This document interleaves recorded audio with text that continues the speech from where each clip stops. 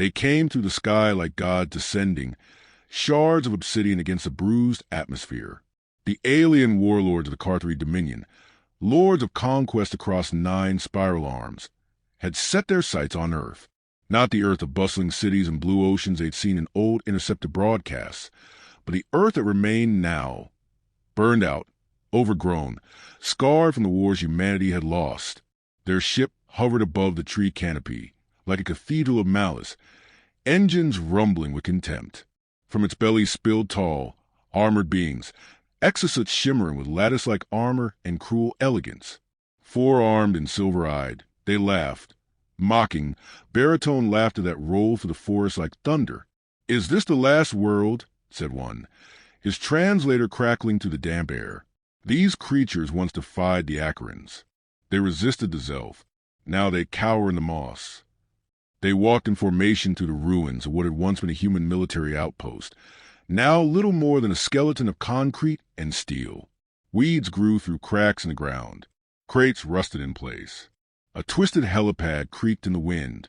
General Vorton, first of the Carthage spear cast, kicked open a moss-covered door. It fell from its hinges. Inside, dark and cold. Something clicked, a soft mechanical whine from deeper in the building. He froze. "Movement?"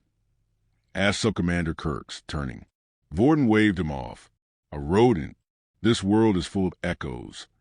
Not far away, in a shed nearly swallowed by ivy, a man crouched in the shadows. He was old, not frail but weathered, like something carved from a long-forgotten stone. Sergeant Elias Hale, decorated in wars long lost, forgotten even by the dwindling human databases, ran a hand down the side of the machine beside him. "You hearing all this, girl?" he whispered, his breath fog in the chill of the underground shelter. The machine didn't reply. Not yet. What remained of Earth's defenses were relics. Outdated plasma batteries, scorched railguns, static-choked satellites. But here, tucked in the underbelly of forest and rot, lay something else. Something different. Hale traced the side of the tank with a reverence normally reserved for gravestones. Its paint had long peeled away, revealing thick plating beneath, scorched but whole. A massive cannon jutted from its turret like a rusted lance. The treads, layered with moss, still carried the weight of war. On its side, barely legible, were the words Armiger 8. He didn't remember when he last spoke to another human. The comm lines had gone quiet 2 winters ago. The resistance cells scattered. Maybe he was the last. The tank had been buried for over a decade. Its batteries, sealed in cold storage, had degraded to near death, but Hale had prepared. Each year, he brought new coils, scavenged fusion cores, and hope measured in drops. Today, as the sky burned with alien engines, the old tank systems pulsed weakly to life, initializing one flicker, one breath of something ancient. Hale climbed into the cockpit, sealing the hatch above him with a grunt. The interior was dark, cluttered with cables, torn seat padding, and bullet pod controls. A broken picture of a woman and child was taped beside the HUD. He didn't look at it. He couldn't afford to.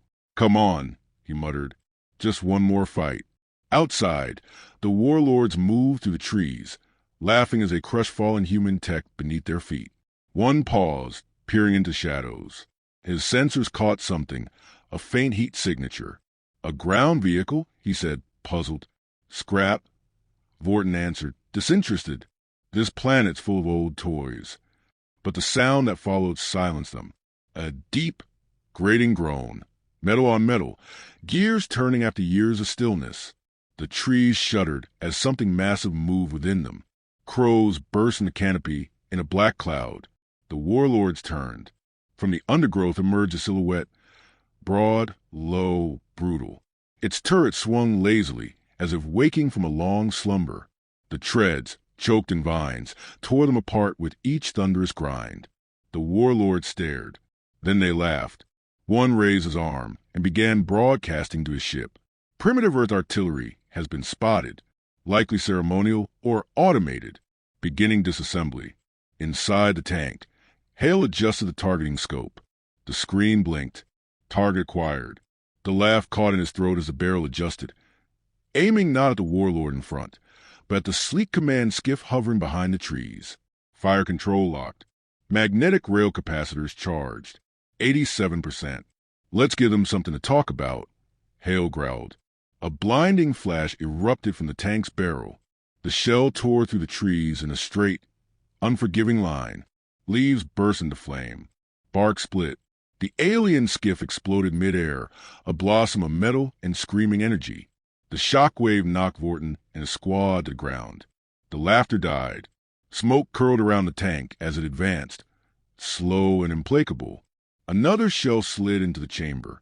The barrel swung again. And somewhere deep inside the machine, a voice, not quite human, not quite machine, whispered. Enemy threat level, laughable, engaging. The forest held its breath, and the warlords, for the first time in centuries, felt fear. The wreckage still burned when the second shell detonated. This time, it was deliberate, a shot through the forest canopy that brought down a Carthree observation drone in a rain of molten shrapnel. The tank's turret adjusted smoothly, without hesitation, as if it had never known disrepair. Hale sat hunched in the commander's seat, his hands flying across half-functioning controls. Sparks danced from a ruptured panel to his right, but he didn't flinch. The HUD flickered erratically. Power surged, then dimmed again. The tank was awake, yes, but barely alive. She's not built for a war like this, Hale muttered, staring at the screen. But neither am I. Outside, the Carthree warlords had stopped laughing. Their formation tightened, weapons drawn. Plasma pikes hummed to life, casting pale blue halos in the morning mist. The arrogance had drained from their silver eyes, replaced by something rarer, uncertainty. Vorton stepped forward, one hand raised in a command gesture. Adaptive artillery. Old Earth model. Unmarked. Not in the Dominion archives, he said through clenched mandibles. Send in the forward units. I want it dismantled. As Carthree foot soldiers advanced, the tank systems fed Hale targeting data, distance, wind direction, armor thickness, all without request. The AI remembered. The tank's name wasn't Armiger 8. That had been a bureaucratic designation stamped onto her hull after the collapse of the Terran Federal Assembly. Her real name, buried deep in code Hale hadn't seen in years, flickered onto a cracked monitor. Designation, Arcavy Aegis. Command level override authorized. About time you remembered me, Hale said, a half smile tugging at his lips. A voice, calm, feminine, resolute, replied, not through the comms but directly into his ear implants. Sergeant Elias Hale. Last recorded command, Operation Silver Spire. Status, terminated. Protocol override in effect. Silver Spire. Hale echoed. The word tasted like ash. That was a long time ago. Enemies detected. Heat signatures rising. Probability of encirclement, 68%. The first Carthree squad moved between the trees with the grace of seasoned predators. Their armor shimmered in a spectrum of violet and chrome, adapting to the terrain. They spread out, forming a wide arc. Hale's fingers hovered over the fire control. Recommending suppression fire. Pattern Delta 4. The cannon barked again, this time with rhythm. 2 short blasts to the left, 1 high arching shot to the right. Trees exploded. Dirt geysered. The alien scattered. One screamed, a short, sharp chirp cut off by the grinding of treads. Still got it, Hale whispered. But the Aegis wasn't what it once was. The left viewport was cracked. Secondary targeting was glitching, and the venting systems were clogged with years of moss and rust. Hale had rigged a portable fusion core to replace the dead primary. The readings danced dangerously near critical. How long can we run before we burn ourselves out? He asked. 6 minutes at full output. 17 at staggered fire. Ammunition, 23 kinetic slugs for thermobaric shells. A rusted tank. 2 decades obsolete, standing against the finest warriors of the Dominion. And it wasn't enough. The Carthree regrouped. One of their walkers, 6-legged, spined, and nearly silent, emerged from the mist, its twin plasma emitters charged with a dull thrum. Hale grit his teeth. That thing will gut us before we can blink. Probability of direct hit, 42%. Suggest alternative strategy. The Aegis rotated, not toward the walker, but toward a nearby slope where a line of ancient, fallen calm towers slouched across the hillside like corpses. Structural integrity weak. Collapse possible with localized impact. Bury them. The tank roared again, sending a shell straight into the base of the nearest tower. The rusted beam shattered. A cascade of steel and wire fell in a tangled avalanche, crashing onto the walker just as it raised its guns. The explosion lit the sky. Metal shrieked. The forest trembled. The Carthree retreated several steps. Not far, just enough to regroup. Their arrogance had not died, only shifted. They believe we're a relic, Hale muttered. Just another memory to sweep away. They will not believe for long. Another squad flanked left. The Aegis rotated again, but slower now. Hydraulic systems wheezed. Hale could feel the tank laboring, straining like a runner near collapse. Don't give out on me, girl. Not yet. We endure, the voice said. And that word, we, landed like a bullet in Hale's chest. He blinked hard, willing the weight behind his eyes to vanish. A new signal lit the HUD. Unknown. Nearby. Human. Wait. Hale breathed. There's someone out there. A small beacon pulsed faintly from the eastern ridge. A resistance signal. One he hadn't seen in years. Someone heard us. But there was no time. The aliens were advancing again, this time with aerial support. Hale could hear the hum of grav skiffs rising above the treetops. The tank's interior shuddered. Something snapped beneath the seat. An error tone screamed from the fusion rig. Core stability failing. 94% output. Recommend disengagement. No, Hale growled. They need to see us stand. Just a little longer. The Aegis locked another round into place. As the skiffs approached, their pilots maneuvering with graceful menace, Hale felt it, that old rhythm, the one that guided him through battles on Titan, on Europa, through orbital sieges and trench wars. It came not from memory, but from instinct. He synced his breathing with the recoil. He spoke the old phrase under his breath. Target. Fire. Move. The shell launched, tearing through the sky and slamming into the lead skiff's engine. The vessel spiraled, trailing flame, and crashed into the others. One went down. Another veered away. Smoke billowed. The Aegis advanced again, treads grinding over earth and metal alike. In the command ship above, Vorton watched the feed cut to static. He stared in silence, mandibles twitching. That thing is not a weapon, he said, voice low. It's a declaration. On the forest floor, the Aegis rolled forward, damaged, dying, defiant.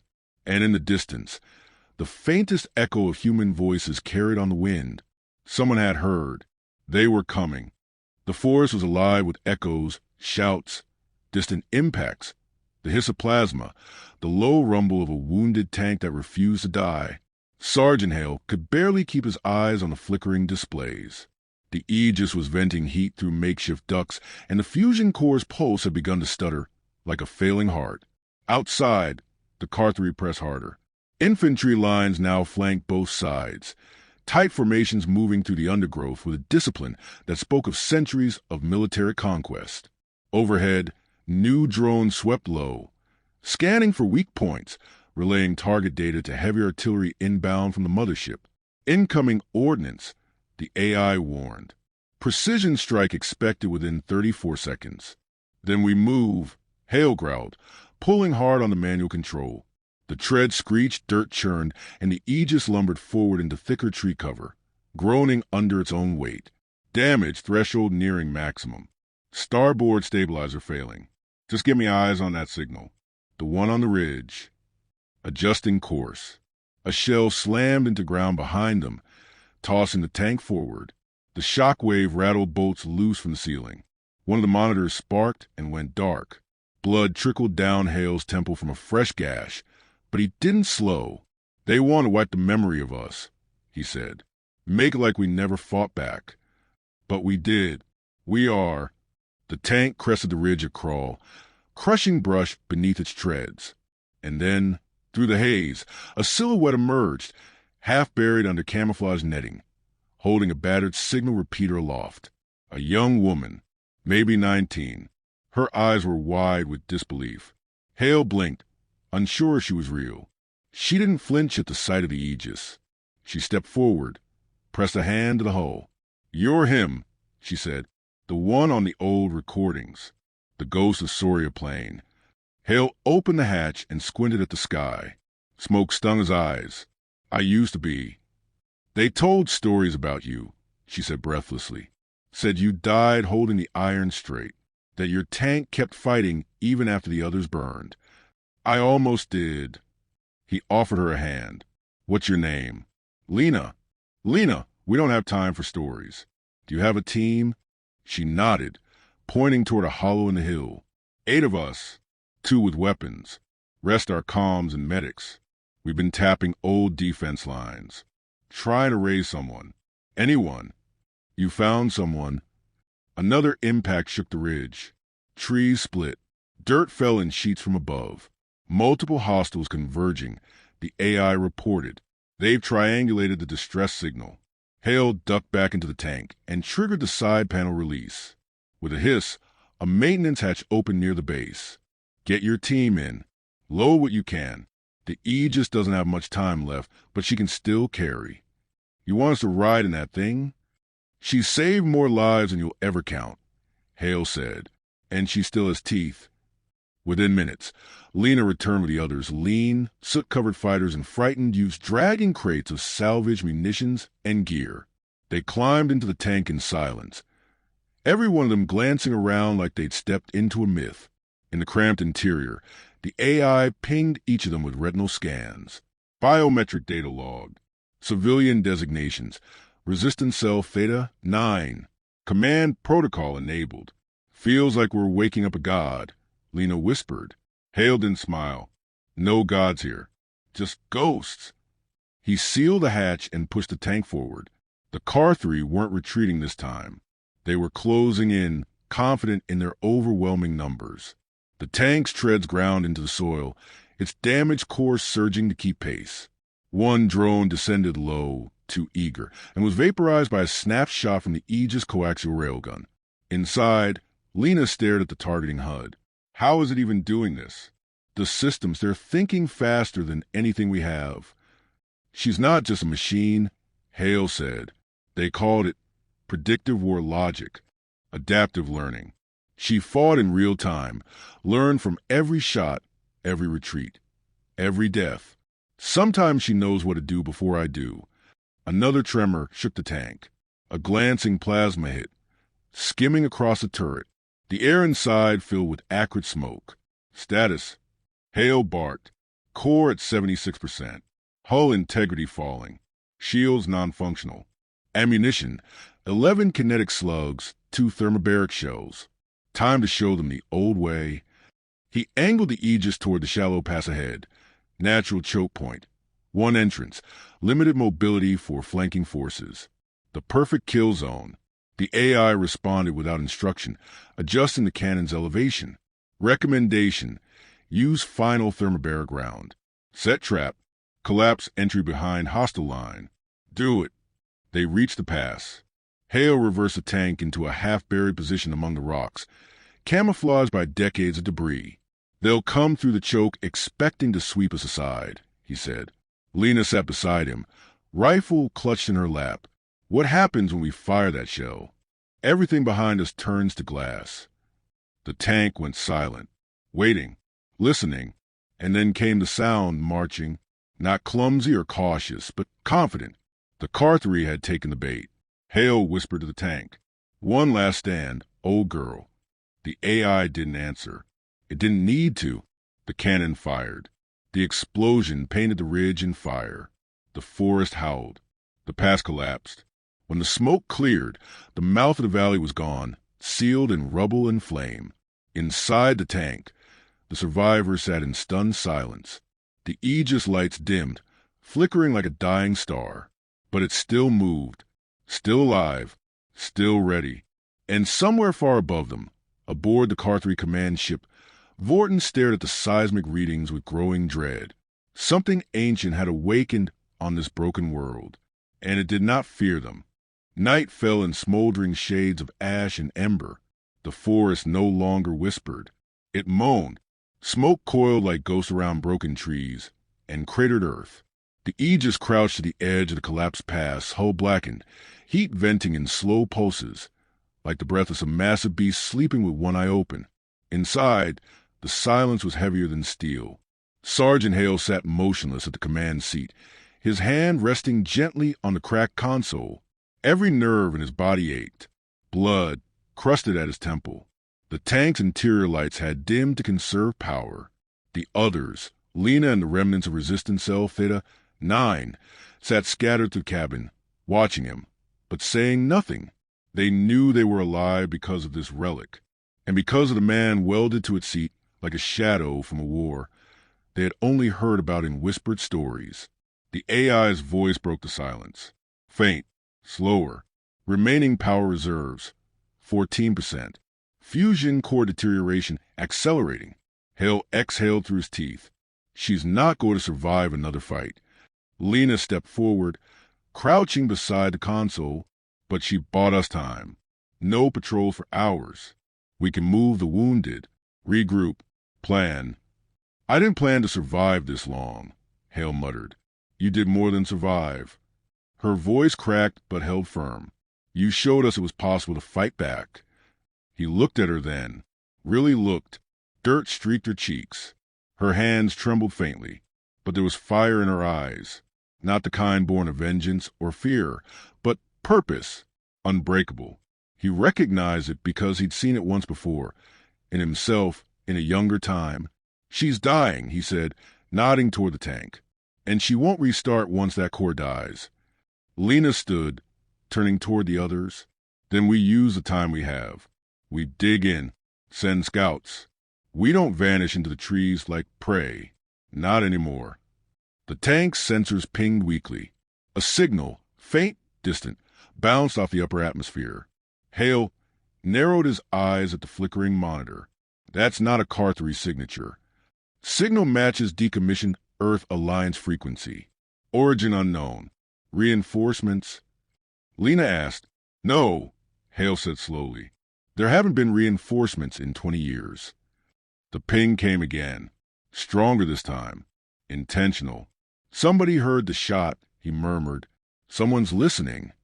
The AI's voice crackled, lines of code spilling across the monitor like the final strokes of memory unraveling. Command Protocol Alpha Red, broadcast active signal beacon.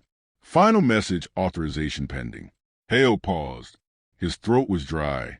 You want to tell the galaxy we're still here? Affirmative. Final chance to be remembered. He stared at the screen. There had been hundreds like him once. Thousands of tanks. Fleets. Squadrons. And then just silence. History, like rust, had spread over everything. Until now. Lena touched his shoulder. Let the Warlords know they were wrong. Let the others know we still matter. Hale nodded once. Do it. The Aegis emitted a low hum, its final song. A deep, resonant tone that pushed through the clouds and into the sky, carrying a single encoded message on an ancient frequency no longer used by anyone except ghosts. To any Terran vessel, relay, or listener, we endured. Then the lights dimmed further. The cannon retracted with a tired hiss. The treads locked. Hale leaned back, closing his eyes. She's asleep? Lena stepped outside, rifle slung over her back, and looked into the dark horizon. The wind carried the scent of scorched earth and ozone, but it also carried something else, quiet. The Carthree hadn't returned. They would, but not tonight, and when they did, they'd find a world waiting for them, not with fear, but with fury and with memory. Back inside, Hale whispered to the dark, "You did good, girl."